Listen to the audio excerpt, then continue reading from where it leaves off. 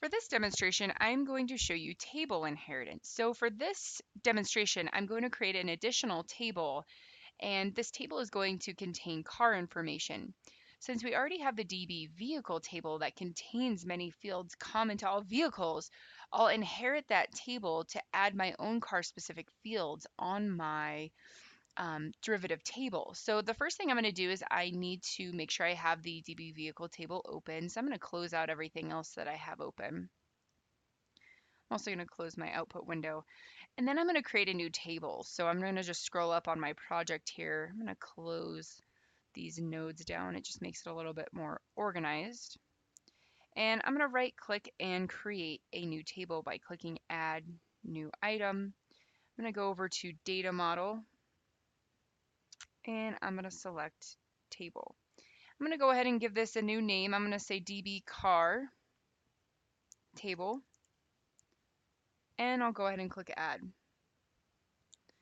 So you can see over here, I have my designer open now. I'm going to go ahead and just set the label for this. So I'm going to go over to my properties, and I'm going to specify the label.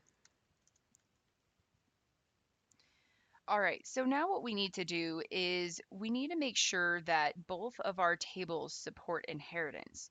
So I'm going to first go to the DB vehicle table, and I'm going to select the main DB vehicle table node here, and I'm going to scroll down to the bottom, and this is where our inheritance option is.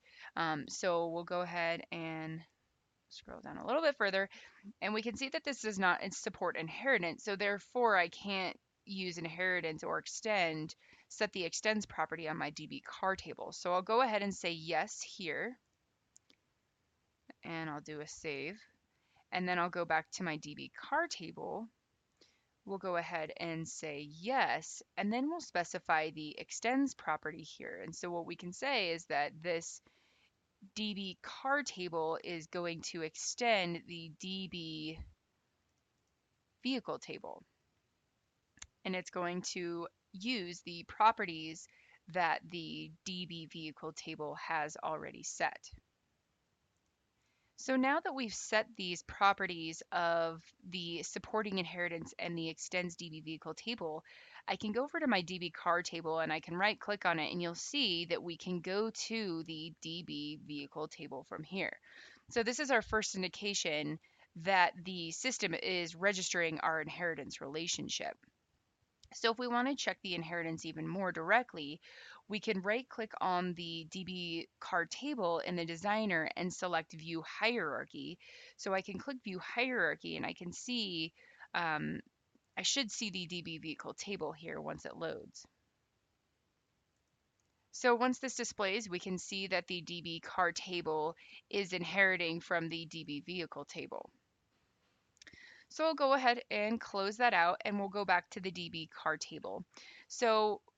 And I'm going to go ahead and say no since we didn't change anything. So if I go to the DB car table and I expand the fields, we'll see that there's no fields. We need to keep in mind that this table actually contains all of the fields it inherited from the DB vehicle table.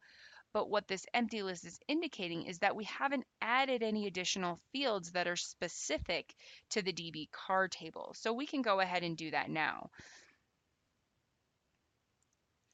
So I'm going to add two new fields, and if we go to my EDT integers, you can see I've added a couple more here. I've added the DB electric capacity and the DB miles per gallon integers. So what we can do is we can do a drag and drop to the fields node in our DB car table. So if I click on electric capacity, I can drag and drop that into the fields node.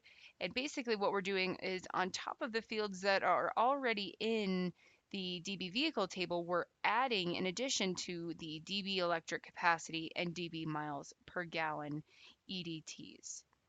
So we have finished now, and so I'll just go ahead and do a save, and I will build the project.